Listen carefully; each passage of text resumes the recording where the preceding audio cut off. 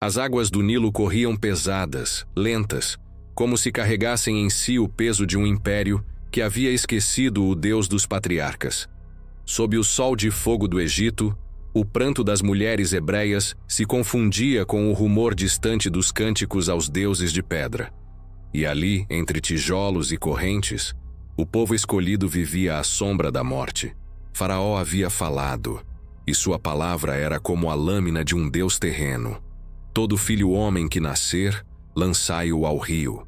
E assim, o Nilo se tornou um altar de sangue, um ventre de águas onde a inocência era devorada pelas ordens do trono. Mas o Eterno, o mesmo que havia prometido a Abraão uma descendência incontável, agora preparava o seu contra-ataque no silêncio. No coração de uma casa levítica, uma mulher chamada Joquebede deu à luz um filho, e ao olhar para ele, viu algo que as trevas não podiam discernir, que era formoso, diz o texto, não apenas em aparência, mas em destino. O brilho daquele recém-nascido era um presságio, um fogo oculto sob o jugo do Egito.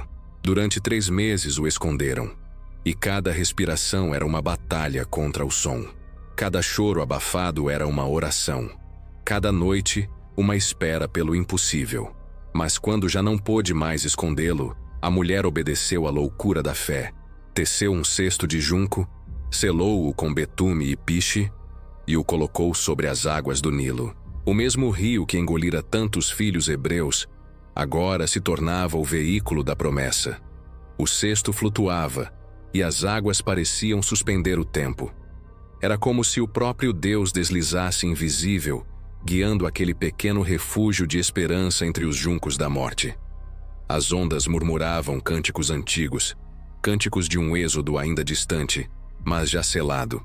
A irmã do menino, Miriam, seguia de longe, observando, temendo o toque dos crocodilos, o olhar dos guardas, o decreto de Faraó. E então, a providência divina se moveu no terreno dos inimigos. A filha de Faraó desceu ao rio para banhar-se, e o rio que fora instrumento de juízo tornou-se palco de redenção. Ao ver o cesto, ela o abriu, e o choro do menino ecoou como um trovão sagrado. O Egito, que ordenara a morte dos filhos, agora era obrigado a criar aquele que o derrubaria. Deus, com ironia divina, colocava a semente da libertação dentro da própria casa da tirania. A filha de Faraó o tomou nos braços e disse: "Este será meu filho." E o nomeou Moisés, porque das águas o tirei. Mas as águas não apenas o haviam tirado, o haviam moldado. O Nilo se tornara o batismo de um profeta. Enquanto crescia nos palácios de pedra, Moisés aprendia a língua dos faraós, mas dentro dele ardia a memória do povo oprimido. Ele se sentava à mesa dos reis, mas o sangue de Abraão pulsava em silêncio sob sua pele. Anos depois, o príncipe de 2 mundos sairia para ver o trabalho forçado de seus irmãos. E ao contemplar o açoite que rasgava as costas de um hebreu, algo dentro dele despertou. Uma chama ancestral, uma lembrança espiritual. Viu um egípcio ferindo um de seus irmãos, e o peso da justiça o consumiu. Olhou para os lados, e não havia ninguém. Então matou o egípcio e o escondeu na areia. A areia do Egito, acostumada a cobrir corpos sem nome, agora escondia o crime de um escolhido. Moisés se tornava fugitivo, não apenas de Faraó, mas de si mesmo. Aquele que fora salvo das águas agora precisava atravessar o deserto, o mesmo deserto que transformaria um homem comum em profeta. O Egito o rejeitou e os hebreus o desconfiaram, mas Deus, silencioso, distante, aparentemente ausente, via tudo. Cada passo no pó ardente era um prelúdio do Sinai. Cada ferida da alma de Moisés era o prenúncio da rocha que um dia jorraria água. O menino das águas estava sendo moldado nas sombras, e o silêncio de Deus não era ausência, era preparo. Enquanto o mundo via apenas fuga, o céu via vocação. Enquanto o Egito celebrava o exílio de um príncipe caído, o Eterno via o nascer do libertador. O cesto que flutuara no Nilo agora tornava-se símbolo eterno, o lugar onde a morte se curva diante da promessa. As águas haviam falado, E nas entrelinhas do terror, Deus começava o êxodo da história humana. As sombras do Egito se estendiam como um manto espesso sobre o jovem Moisés. O menino, salvo das águas, crescia agora nos corredores do poder, cercado por colunas de ouro, hieróglifos de deuses mortos e o sussurro de sacerdotes que clamavam aos ídolos do Nilo. O filho da filha de Faraó se tornava um homem, mas em seus olhos havia algo que os egípcios não compreendiam. Um silêncio que os deuses não conseguiam quebrar. Ele era um hebreu entre estrangeiros. O sangue que corria em suas veias não pertencia às pirâmides nem ao trono, mas aos escravos curvados sob o peso do barro e do chicote. Mesmo vestido de linho, com anéis de ouro e perfumes do palácio, o deserto parecia chamá-lo pelo nome. O tempo passava como o curso do Nilo, constante, inevitável, implacável. O Egito florescia em glória e horror, erguendo templos para o próprio Faraó, que se acreditava Deus. E nas sombras dos campos, o povo de Israel gemia.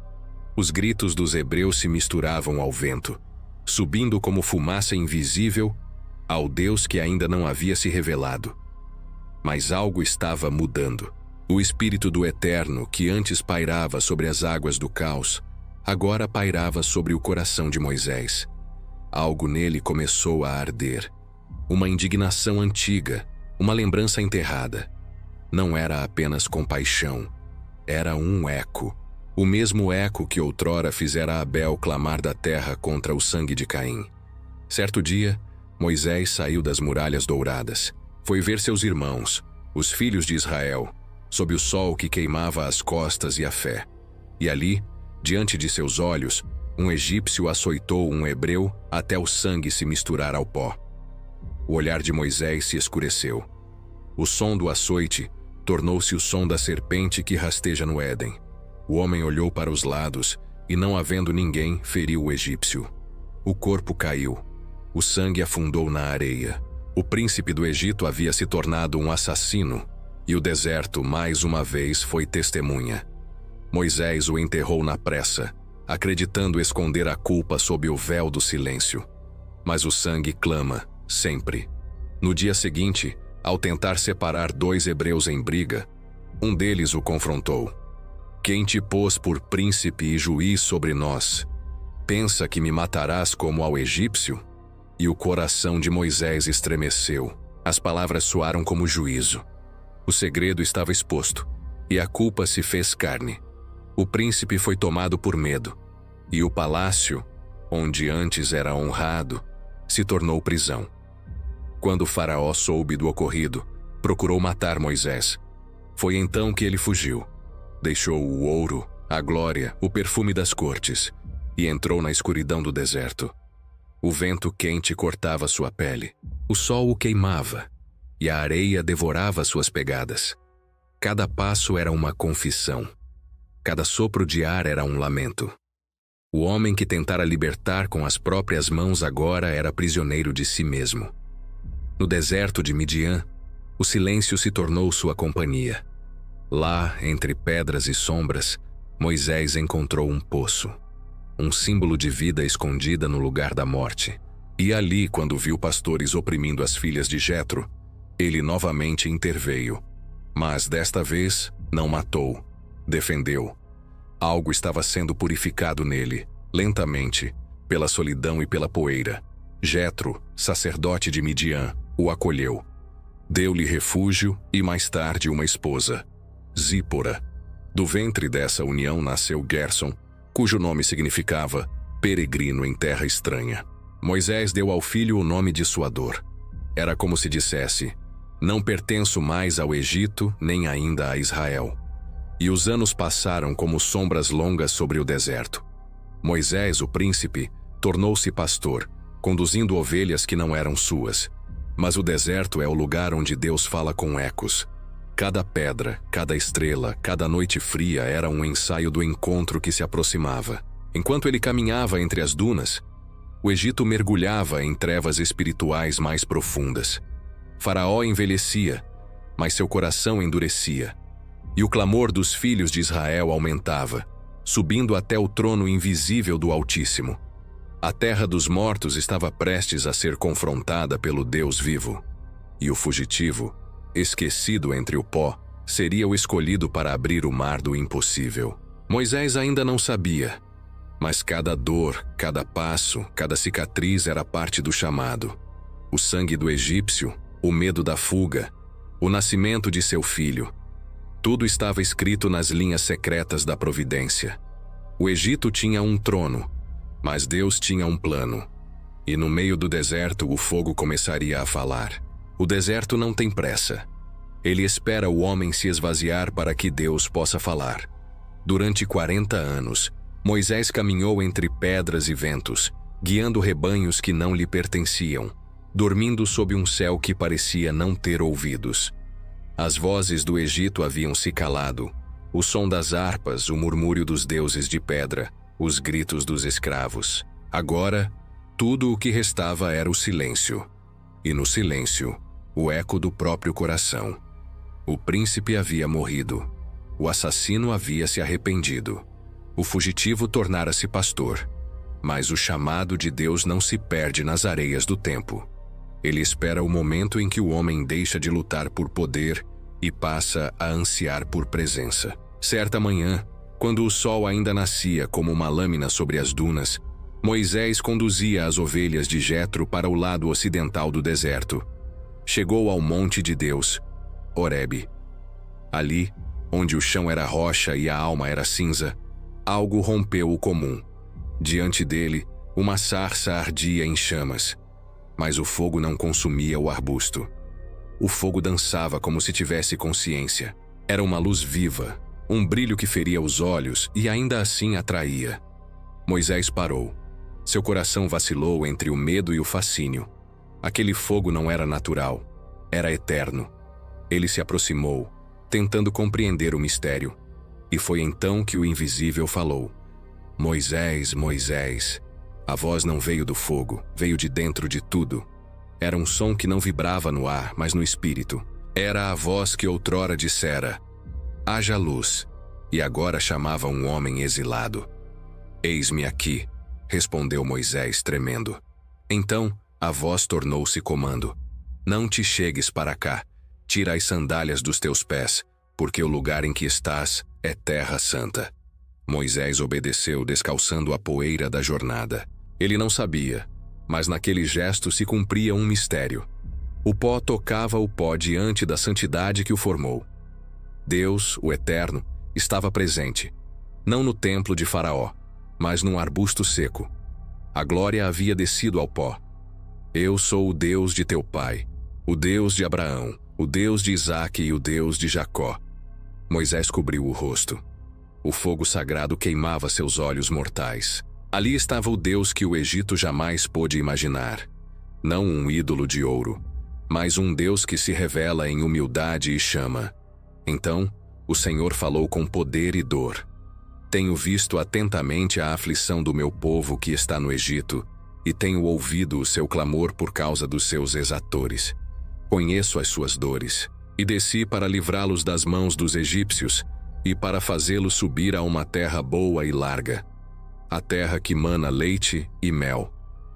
O coração de Moisés se rasgou. Durante anos, ele carregara a culpa de um crime e o peso de uma fuga. Agora, Deus lhe dizia que o exílio havia terminado. Mas o que veio a seguir foi ainda mais temível. Vem, pois, agora, e eu te enviarei a Faraó, para que tires o meu povo, os filhos de Israel, do Egito. O deserto tremeu dentro dele. O homem que fugira do poder agora era chamado a enfrentá-lo. O medo o dominou. Quem sou eu para ir a Faraó e tirar do Egito os filhos de Israel? Mas Deus respondeu com a promessa que sustentaria todos os profetas. Certamente eu serei contigo. Essas palavras, simples, eternas, são a raiz de toda a missão divina. Deus não escolhe o forte, mas o quebrado. Não envia o puro, mas o arrependido. A força não está no homem, mas na presença que o habita. Mesmo assim, Moisés hesitou. Eis que quando eu for aos filhos de Israel e lhes disser: o Deus de vossos pais me enviou a vós, e eles me perguntarem: qual é o seu nome? Que lhes direi? Então, o fogo respondeu com um nome que nenhum ídolo pode profanar: Eu sou o que sou. O som dessas palavras fez o ar tremer. Era mais que um nome, era uma existência absoluta. O ser que é, o ser que foi, o ser que será. O Deus que não depende, não muda, não cessa. E o Eterno acrescentou: Assim dirás aos filhos de Israel: Eu sou me enviou a vós. Ali, diante da sarça, o tempo se dobrou. O Deus que falava a Moisés era o mesmo que um dia se revelaria em carne, habitando entre os homens como fogo dentro de um corpo. O nome Eu Sou ecoaria novamente quando Cristo dissesse: Antes que Abraão existisse, Eu sou. O fogo que não consome era o prenúncio da encarnação. A glória infinita vestida de fragilidade. O eterno em meio ao efêmero. Moisés, prostrado, compreendeu. A missão não era apenas libertar um povo, mas preparar o caminho da libertação eterna. O Egito era o mundo, Faraó era a serpente, e Israel era a alma cativa que Deus viria resgatar com mão forte. O fogo ardia, mas não consumia, porque não veio destruir, e sim purificar. E o homem que havia matado agora seria enviado para libertar. O assassino seria profeta. O fugitivo seria mediador. O pó seria instrumento da luz. Quando o fogo se apagou, o deserto voltou ao silêncio. Mas Moisés não era mais o mesmo. Trazia dentro de si a chama que não se apaga, a presença do Eu Sou. E com o cajado na mão e o nome de Deus no coração, ele começou sua jornada de volta ao Egito. O ciclo se fechava. O filho da filha de Faraó tornava-se o enviado do Deus invisível. O Egito, símbolo da morte, enfrentaria o Deus da vida. E o mundo veria que o fogo do Eterno não destrói o justo, apenas o revela.